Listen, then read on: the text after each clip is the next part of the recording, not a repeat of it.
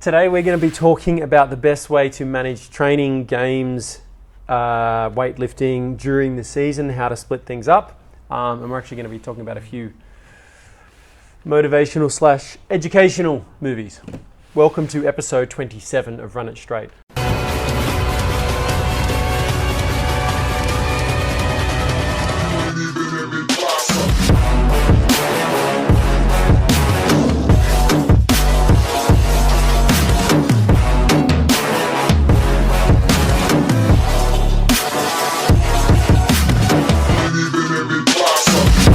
Question one.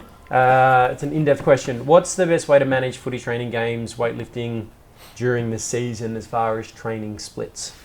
Go. Bah! Lots of information.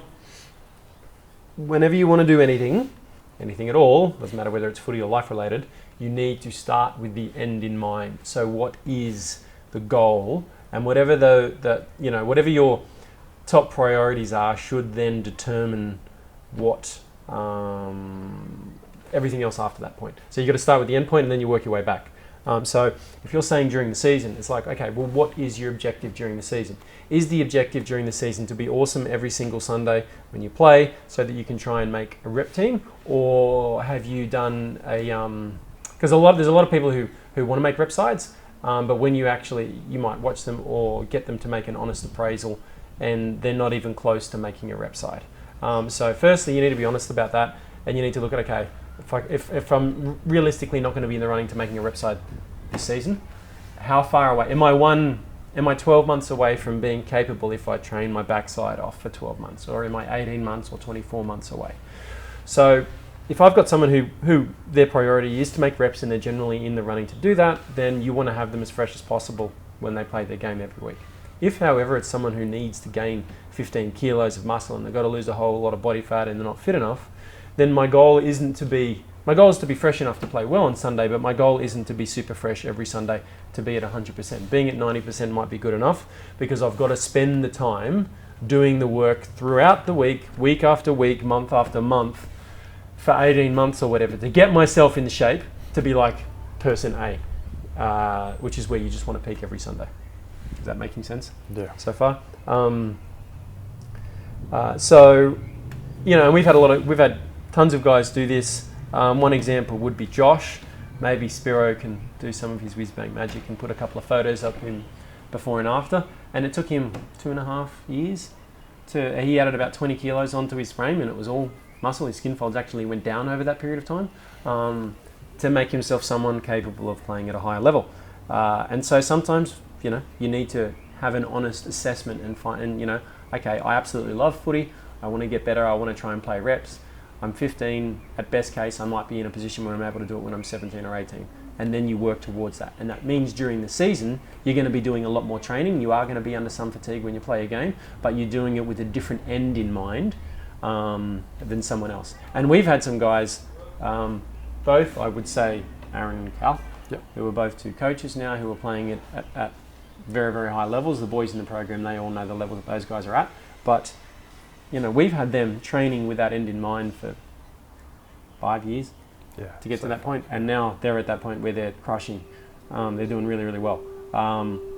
But if everything had just been about being as good as you can for the next week, they might have played better at those particular times, but I don't think they would have progressed up the chain as far as they have. And they definitely wouldn't reach the level of physical development that they now have.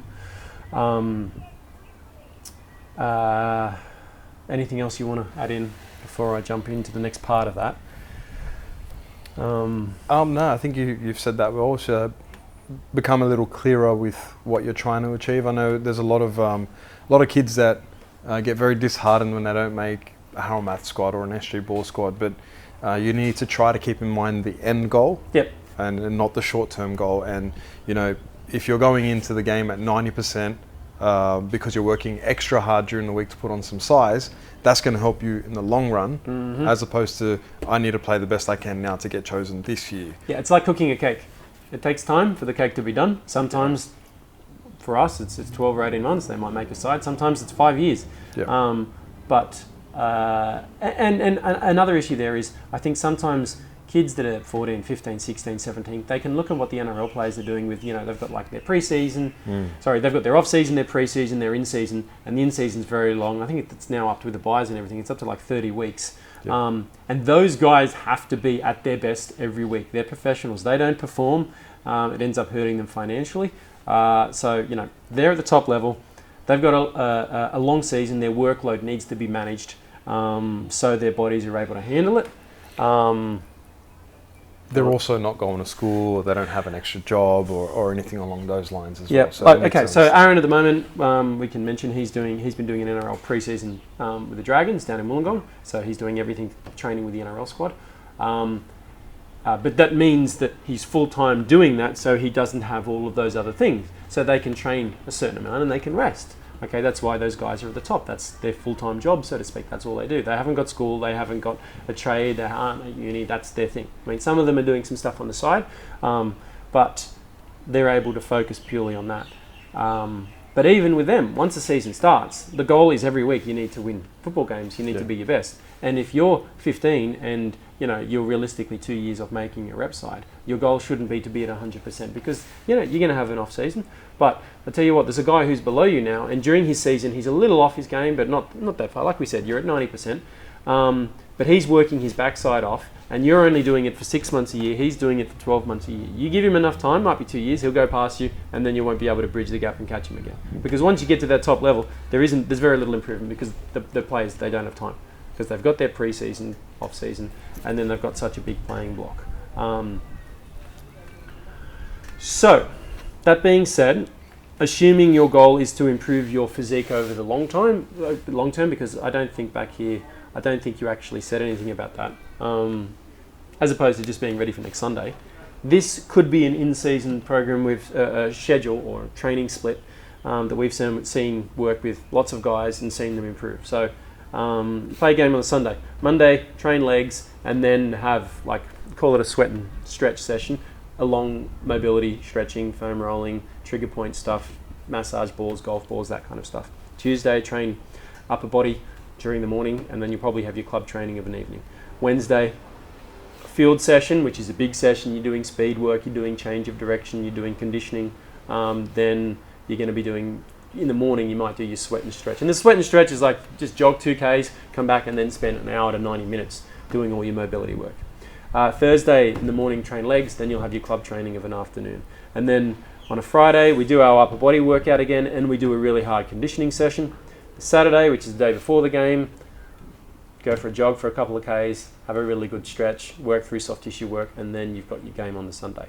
So if someone's doing that, and then you can just throw into the mix 3 to 4 soft skills, so ball handling, passing, kicking, a little bit of tackle tech, that kind of thing. Just fit that in and around your schedule, and that's kind of what you want to be looking at doing. Yeah. And if you're saying, oh, I'm training in the morning and in the afternoon, yeah, that's what you need to be doing. If you want to get better, that's what you got to do. It's not. A lot of people think, oh, I've worked really hard this off season. I train for an hour twice a week. Okay, 2 hours a week. You should be doing that on Monday morning, and then you got Monday afternoon. Then you got the rest of the week. Yeah. That's what the expectation for someone who wants to be an elite athlete. And I know I've said this before. I don't know if I've said it on here though. Is rugby league is not particularly an elite sport. It's a professional sport, but it's not particularly an elite sport. You can have a look at, there'd be a bunch of players in most NRL squads. They're not in the best shape that they could be in. They're not as big and strong and powerful as they could be. They're not as fit as they could be, and they're not as lean as what they probably should be.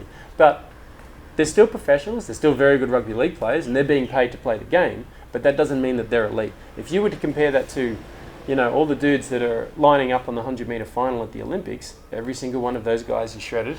Every single one of those guys is at an elite level. If you look at a lot of the Olympic sports, you look at the divers, they all look like friggin' clones. Their body fat's all at a certain range. They've all got a massive V-taper. They all look exactly the same. And most Olympic level sports, to get to the Olympics, you really have to be in that tiny little small segment right at the top. Whereas rugby league, you can have a lot of talent, and there's plenty of players who've got a massive amount of talent. They work just as hard as they need to get there. which makes them professional but not necessarily elite. And so for us, the reason that I mention that is we want to look at you as you're coming through, developing a work ethic, and that work ethic's going to come from performing a workload that's in line with elite sports. So again, if we look at gymnastics, you could look at a 12-year-old gymnast who's in a competitive program and they're doing 15 to 20 hours a week. You look at by the time they're 15 or 16 years old and they're doing 25 to 30 hours a week. And we're not saying everyone wants to do that, but what we're telling you is that you need to start feeding yourself that kind of information. I think we talked about that in the last episode as far as motivation and education, is you've got to start feeding yourself the right kinds of information to understand, that is done, even though everyone will be telling you, you're just obsessed about this and you're just obsessed. No, you're just seeking excellence. Anyone who's, if you were to say, I'm studying or I'm putting all of this time in because I want to become a doctor, most people would tap you on the back and say, that's fantastic. Yeah. Right? But it's like, you're not seeking what everyone else is seeking. You're going for something different. And that's absolutely fine. Someone wants to be, and it's not that we're saying there's anything wrong. If you want to sit there and, I probably would say that actually, but if you want to sit there and play video games, but if that's what someone wants to do, then that's fine. But if this is what you want to go after and this is what you want to pursue, we're trying to give you the tools that are going to maximize your chances of reaching whatever level you're capable of getting to. Anything else? Chris? Nope, that was pretty in-depth. Yeah. We've got our high-performance guys that come in here throughout. Well, we don't really have a break for them. They come in and they train 4 mornings a week from 5 through to 7, and then they've got stuff they're supposed to be doing in their own time of the evenings, whether it's club stuff, speed, conditioning work, skill work. So that's kind of like the standard, and we've got a pretty high rate of all of those guys going on to rep programs. Yeah, and look, something that I will say, I have to say it. If you do make a rep squad, congratulations, that's great. Yeah. Please don't just rely on that training. When it comes to, specifically the resistance side of things, continue doing your work outside of that as well. Yeah. You will not burn yourself out if you're under the right guidance. Yep. The worst thing you could do is actually stop the extra gym work that you were doing prior to making the rep squad, because you need to remember that's what got you there in the first place.